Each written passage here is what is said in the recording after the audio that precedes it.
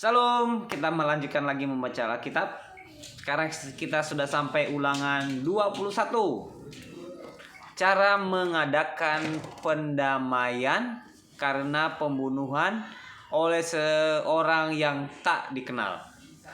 Apabila di tanah yang diberikan Tuhan Allahmu kepadamu untuk menjadi milikmu, terdapat seorang yang mati terbunuh di padang, dengan tidak diketahui siapa yang membunuhnya, maka haruslah para tua-tuamu dan para hakimmu keluar mengukur jarak ke kota-kota yang di sekeliling orang yang terbunuh itu. Kota yang ternyata paling dekat dengan tempat orang yang terbunuh itu, para tua-tua kota itulah harus mengambil seekor lembu betina yang muda, yang belum pernah dipakai, yang belum pernah menghela dengan kuk. Para tua-tua kota itu haruslah membawa lembu muda itu ke suatu lembah yang selalu berair dan yang belum pernah dikerjakan atau ditaburi. Dan di sana di lembah itu haruslah mereka mematahkan batang leher lembu muda itu. Imam-imam Bani Lewi haruslah tampil ke depan, sebab merekalah yang dipilih Tuhan Allahmu untuk melayani Dia dan untuk memberi berkat demi nama Tuhan. Menurut putusan merekalah setiap perkara dan setiap hal melukai harus diselesaikan. Dan semua tua-tua dari kota yang paling dekat dengan tempat orang yang terbunuh itu haruslah membasuh tangannya di atas lembu muda yang batang lehernya dipatahkan di lembah itu, dan mereka harus memberi pernyataan dengan mengatakan, tangan kami tidak mencurahkan darah ini dan mata kami tidak melihatnya. Adakanlah pendamaian bagi umatmu Israel yang telah kau tebus itu, Tuhan, dan janganlah timpakan darah orang yang tidak bersalah ke tengah-tengah umatmu Israel. Maka karena darah itu telah diadakan pendamaian bagi mereka. Demikianlah engkau harus menghapuskan darah orang yang tidak bersalah itu dari tengah-tengahmu. Sebab dengan demikian engkau melakukan apa yang benar di mata Tuhan. Tawanan perempuan yang diambil menjadi istri.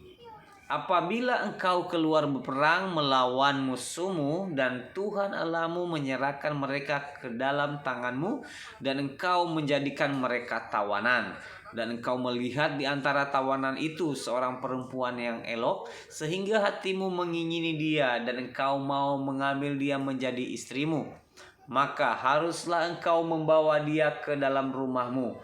Perempuan itu harus mencukur rambutnya, memotong kukunya, menanggalkan pakaian yang dipakainya pada waktu ditawan, dan tinggal di rumahmu untuk menangisi ibu bapanya sebulan lamanya.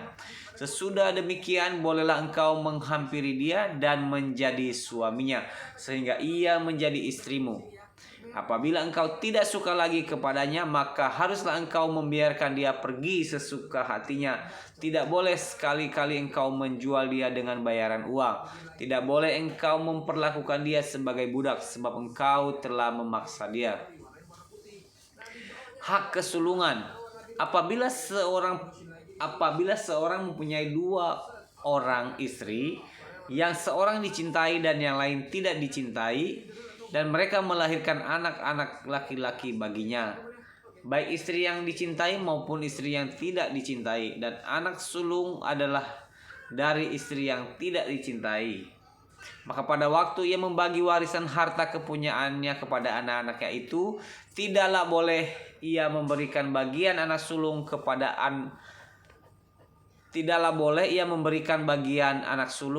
anak dari istri yang dicintai, merugikan anak dari istri yang tidak dicintai, yang adalah anak sulung. Tetapi ia harus mengakui anak yang sulung, anak dari istri yang tidak dicintainya itu, dengan memberikan kepadanya 2 bagian dari segala kepunyaannya, sebab dialah kegagahannya yang pertama-tama, dialah yang mempunyai hak kesulungan. Anak yang durhaka. Apabila seseorang mempunyai anak laki-laki yang degil dan membangkang, yang tidak mau mendengarkan perkataan ayahnya dan ibunya, dan walaupun mereka menghajar dia, tidak juga ia mendengarkan mereka. Maka haruslah ayahnya dan ibunya memegang dia dan membawa dia keluar kepada para tua-tua kotanya di pintu gerbang tempat kediamannya.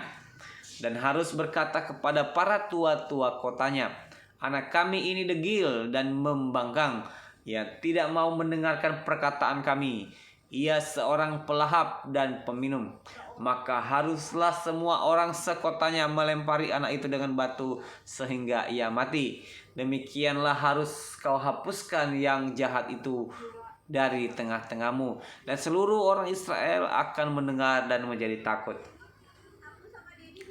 Penguburan yang dihukum mati.